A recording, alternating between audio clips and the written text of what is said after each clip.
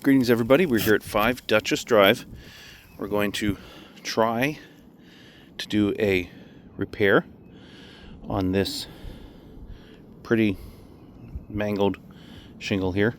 It's pretty easy to identify the scope because you can see the shingle break right there, and it extends all the way over. You can see another shingle break right there. At least experienced roofer can see a shingle break there. What we're going to do is we're going to unbond this top row of shingles and then unbond that top row of shingles. That will expose the fasteners, which we will remove with the green roof snake from Pactal.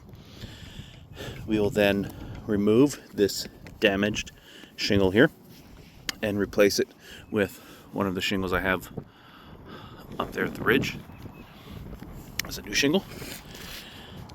And then we will use the green roof snake from Pactal to refasten new nails into the shingle, again, at the 1 and 2 rows above it to reattach.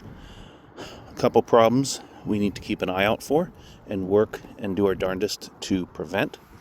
I've written down over here in some nifty roofer shorthand, C is creasing. That's what everybody's most familiar with.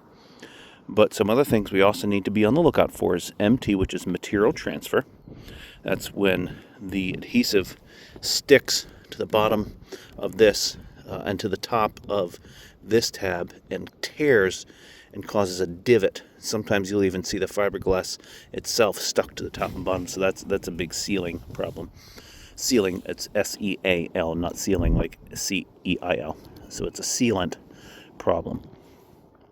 Next, we have T, which is tearing. That occurs at the nail heads or the fasteners when you're removing the nails. That can be either vertical or horizontal. GL is granule loss.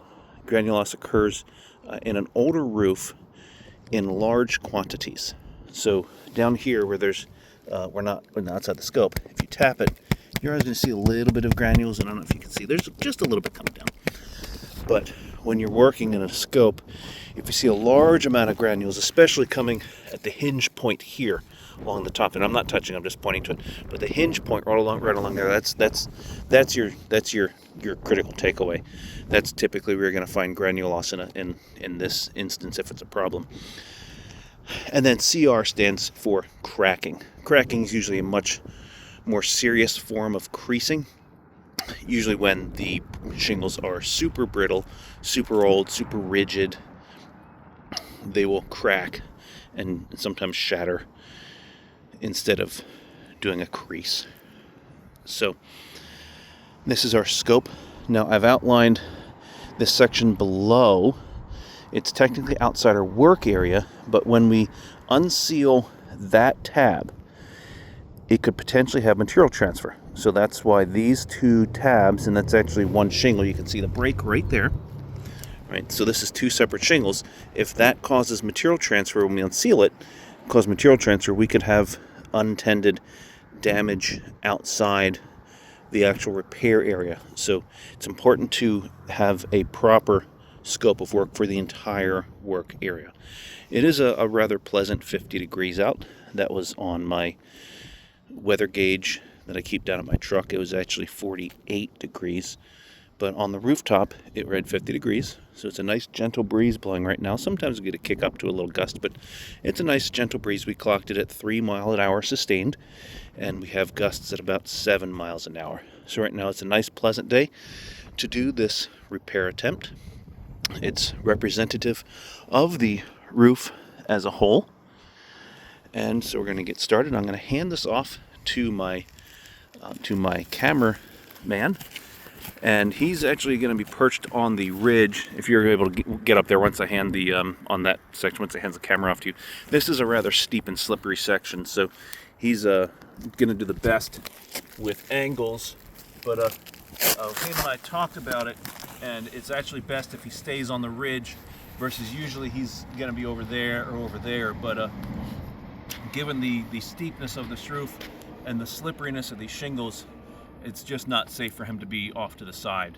So sometimes you just got to do the best with what you can, and that's what we're doing. So cameraman, if you can go to your right over that way a little bit. I'm not going to touch the scope of work until you're set up, and just as long as any kind of angle you can get so you can show, and primarily so we can show the lift of the shingles as we're getting up. I want to be able to show to the viewers that when we do have to lift these up, we're not going past a 40 to 45 degree angle. So now in the camera, can you see my scope of work outline still? Okay, good. So we have our green pack tool, our green, excuse me, our green roof snake from Pack Tool. So what we're going to do is we're going to use the nail pulling end.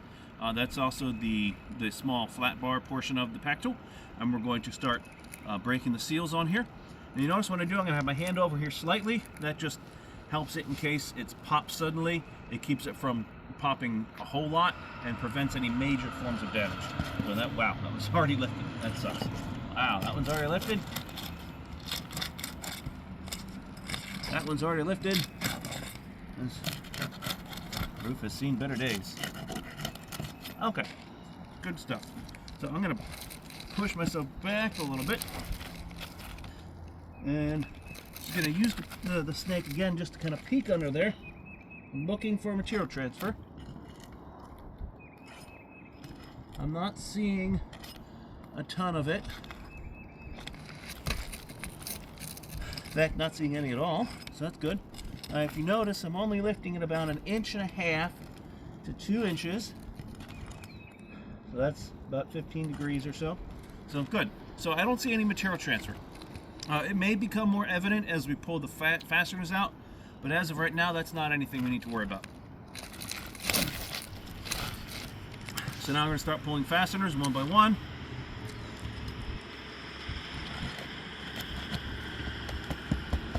Immediately I noticed the nail, or the fastener, is right in the nail zone. So that's a good thing. That means at least that nail was nailed properly.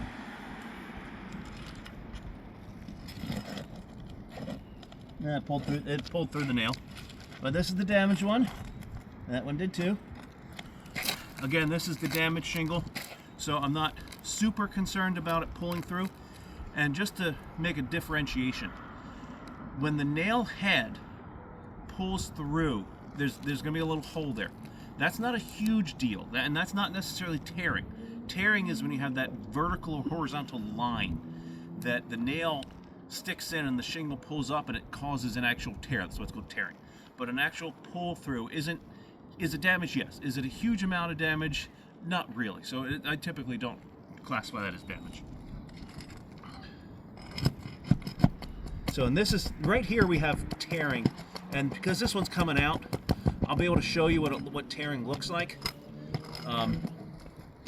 Again, the nails are put in a nice location right in the nail zone.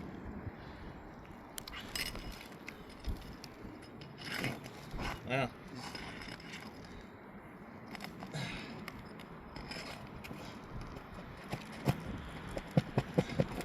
These nails are just...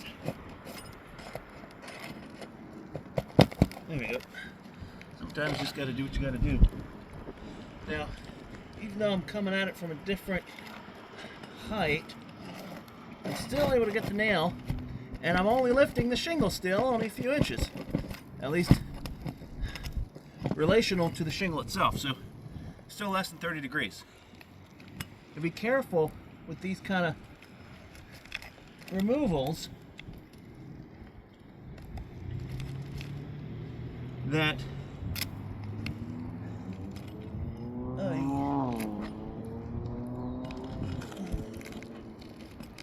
nails.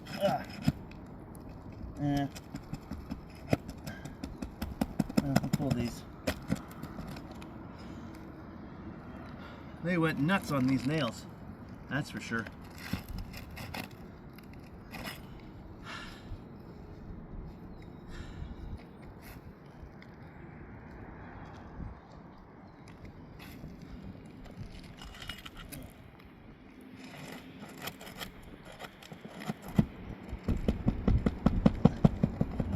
So now I got 2 nails here on either side of this tab I'm lifting. So I'm going back and forth to make sure it comes out without tearing. if you just work at one too much, the other one's gonna hold it down too hard and it will cause tearing. But because it went back and forth there, we didn't tear it. Sometimes just good technique will help prevent tearing. Now, right through it. Barely any touch. Lift up under it. See the nail. Again, wow, went right through it. Maybe we can kind of pull the shingle out on its own recognizance. Let's see.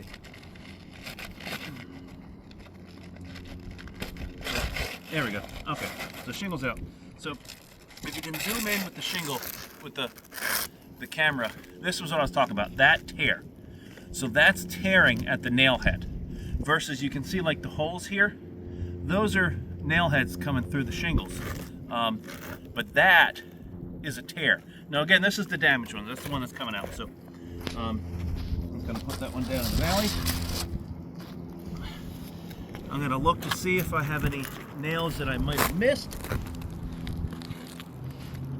No, no, no, no, no, no, no. Alrighty. Alrighty, now if you want to be able to, I'm not touching the work area, if you want to just kind of have one and just kind of slide it down to me, I'll catch it down. Alrighty.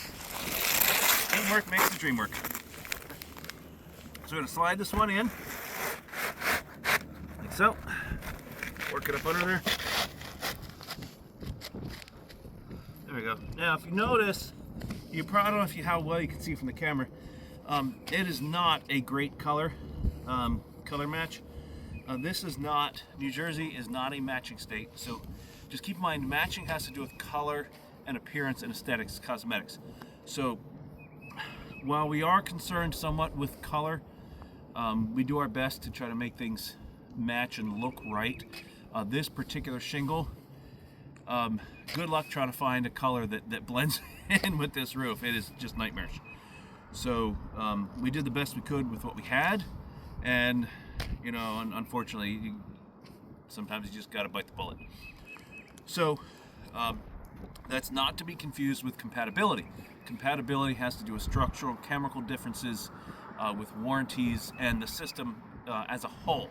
So I have a talk, a discussion I lead when it comes to shingle compatibility. It's not the time and place for that here. Just wanted to point out that why we're putting a shingle of a pretty dramatically different color in here versus, you know, something that blends in a little bit. It's just not an option right now. So what we're gonna do, we're gonna put our nails in using our roof snake.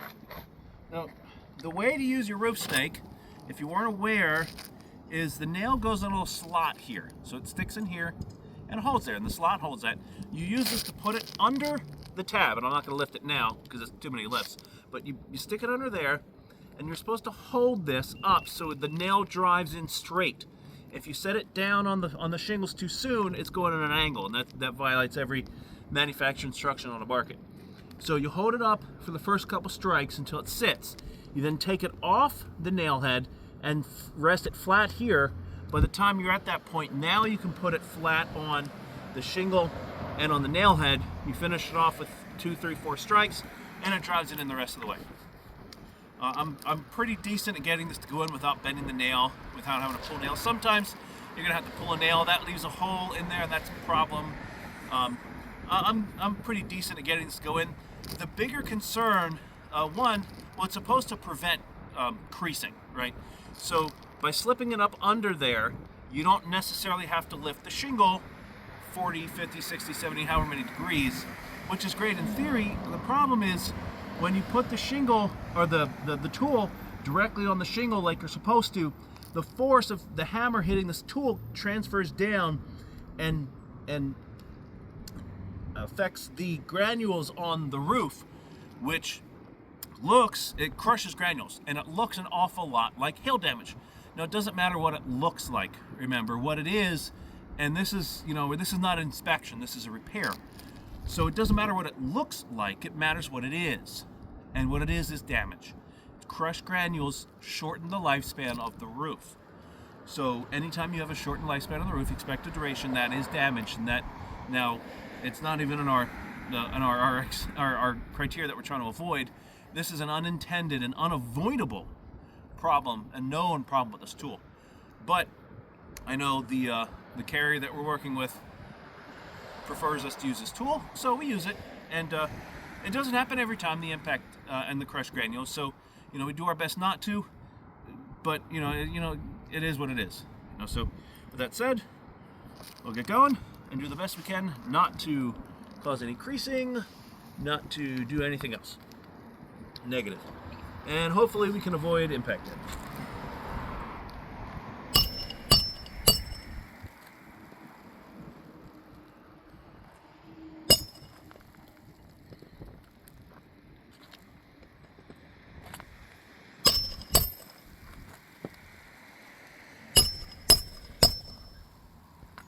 Nailed it. Not off to a good start. No bad. 40 degrees.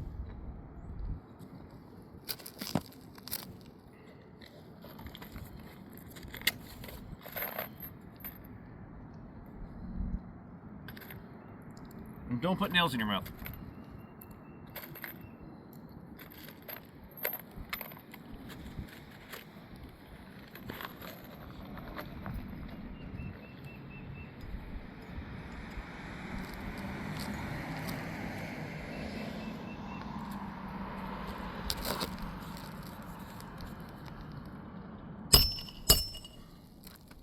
I got it that time.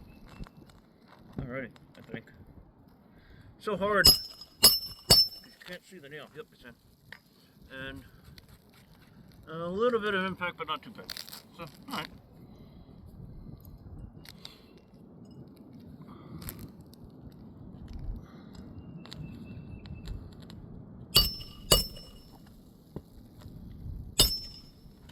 That's it.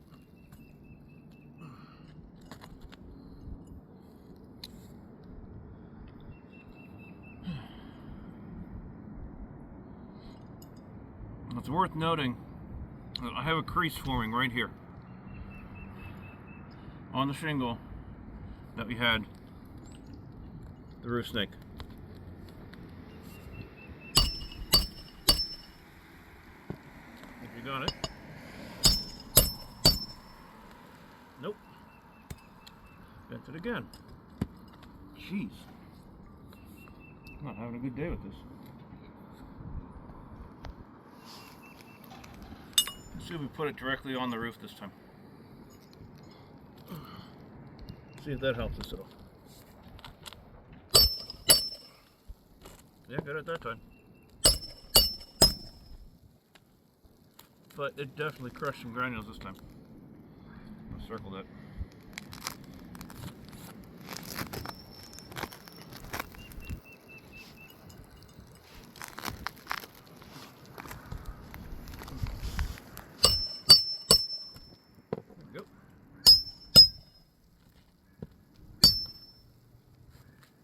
Crushed granules there too.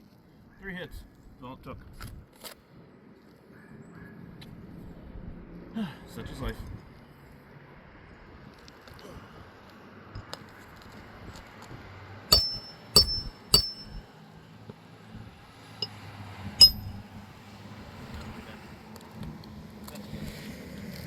I tried to get that in.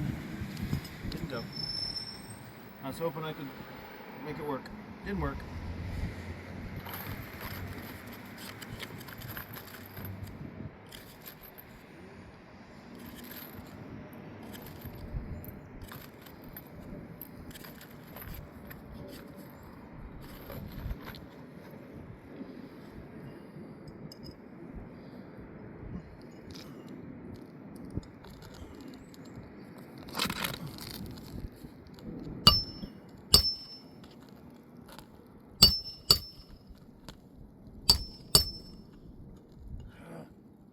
Jeez Louise. I did hit my thumb one time, but yikes. Alright, we're going to put it flat on the roof again. That worked before. Not a great way to do it, but slipped. Nail slipped off. but it's not bent, so that's good. And I put the nail in.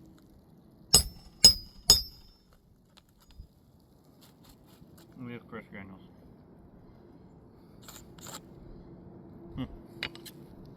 That sucks. That's the only way we're getting it in right now. So that's what we're gonna have to keep on doing.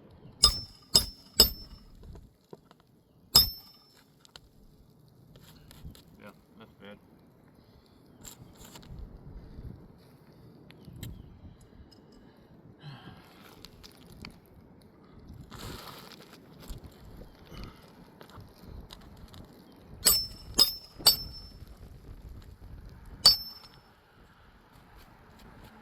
Nothing on that one. That's good.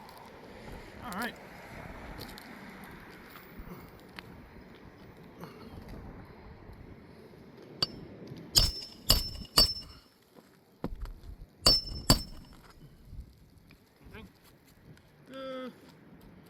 Yeah, that's actually pretty bad.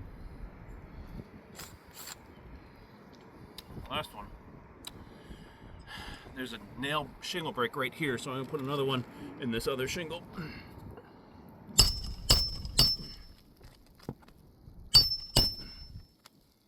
And yep, just friggin' glorious. That was sarcasm, by the way.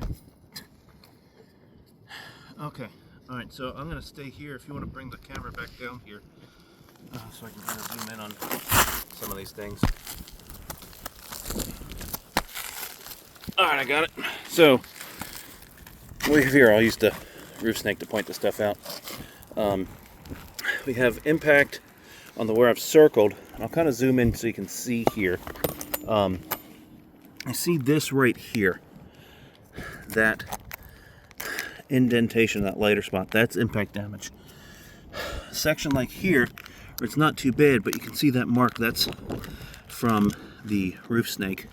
Then you come over here, look at that area of crushed granules right there. And then again, right in here. Now I do want to show you this crease that I told you was forming. That's right here. You can see right along here, there's a crease forming, and I'm going to lift this up so you can kind of see where it hinges. See right where that hinges? No, I'm only lifting this about 2 inches.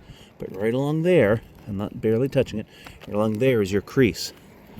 So you zoom in and you can see right there is your crease. And it's really hard to see with this, the shiny part of the shingle. But there's, right there is your crease. So what do we have here? Do we have creasing? Yes, I'll circle it. I guess we're circling in blue. We have creasing, yes. Do we have material transfer? No, we do not. That's good. Do we have tearing? No, not on the shingles that counted. Do we have granule loss?